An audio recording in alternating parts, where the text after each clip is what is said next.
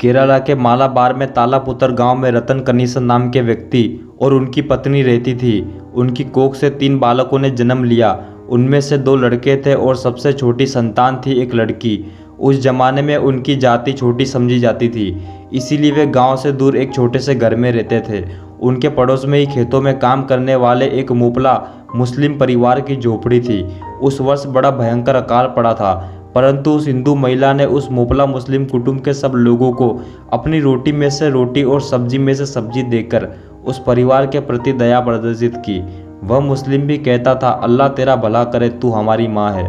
वह जब आंखों में आंसू छलकाकर यह शब्द कहता था, तभी वो हिंदू महिला मन ही मन कहती थी कि यह भी तो मेरे पुत्र के समान ही है, इसके मन में हमारे प्रति कभी कोई अंतर नहीं आएगा। किंतु यह दुष्काल भी समाप्त हुआ और वह मोपला मुस्लिम परिवार भी खा पीकर पल गया। इन्हीं दिनों अखाड़ तालुका में मोपला मुसलमानों द्वारा उपद्रव किए जाने का समाचार प्राप्त हुआ। उसके साथ ही साथ दिन दिन करते हुए एक दिन उपद्रवियों की टोली उस हिंदू महिला के गांव में आ पहुंची। वह तथा उनके पति रतन थरथर कांपते हुए अपनी संतानों सहित वहां से दूर भागकर जंगलों में जाकर छिप गए। किंतु वे उपद्रवी उनका सुराग लगाते लगाते वहीं आ पहुँचे और उन्हें उनका पता बताने का काम भी उसी मोपला मुस्लिम परिवार ने किया जिनकी दुष्काल में प्राण रक्षा की गई थी। उन्होंने उस हिंदू महिला के पति के प्राण ले लिए और उस हिंदू महिला को नंगा कर उसकी लज्जा का हरण किया। किंतु इस विपत्ति के आने पर भी उनकी छोटी लड़की को साथ लेकर उनका बड़ा लड़का लुकता छिपता तालापुतर गांव में आश्रय लेने की प्रार्थना करता हुआ घूमने लगा। चारों ओर ही उपद्रवी थे, परंतु उन बच्चों को कोई गांव वाला अपने पास भी भटकने नहीं देता था। उस हिंदू महिला की पुत्री को वापस जाते समय मुसलमानों ने उठा लिया। वह पुत्री दिनहीन गाय के समान रंभाती और चीखती रही, परंतु किसी हिंदू ने उसके अपहरण हो जाने की चिंता नहीं की। वे तो सभी अपने मन में यही कहते थे कि मुझे इससे क्या।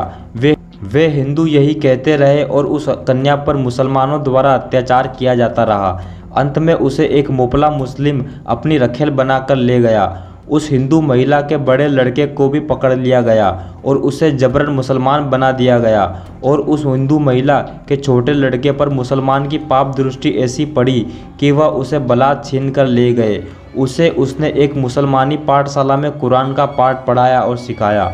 वह पक्का मुसलमान बन गया और इतना पक्का मुसलमान बना कि एक दिन स्वयं अपनी माँ और अपने बड़े भाई को इस आरोप में जान से मार डालने को तैयार हो गया कि वे इस्लाम के अनुसार नमाज अदा नहीं करते हैं। और इस तरह उस हिंदू महिला को और उसके पुत्र दोनों को जबरन मुसलमान बना दिया गया।